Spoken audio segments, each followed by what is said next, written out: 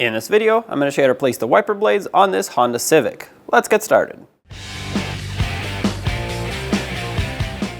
Before we get started, I just wanted to mention that the passenger side wiper blade is a 22-inch blade and the driver side is actually a 26-inch blade. So it's a little bit longer. Make sure you get those right so that the windshield can be cleared properly. Doesn't matter which one you do first. Reach in and lift up the wiper arm. Your existing wiper might be set up differently. For me, I have to pop up this little cap here. At this point, sometimes there might be a tab underneath that you can press on. In this case, the cap is what holds the blade on. So I'm going to pull it down. That'll unhook it from the wiper arm.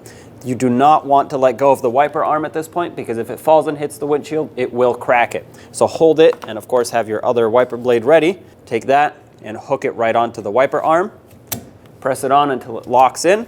On each end of the wiper blade, you'll have this plastic protective piece that you're going to want to remove. Otherwise, it'll scratch the windshield and it actually will not wipe at all. Same on the bottom. Once you're done, put the wiper blade down and do the same on the other side. When only the best will do, demand TRQ. The only company that lets you view before you do. TRQ is committed to offering the highest quality aftermarket auto parts that are engineered for peace of mind. Thanks for using and viewing with TRQ.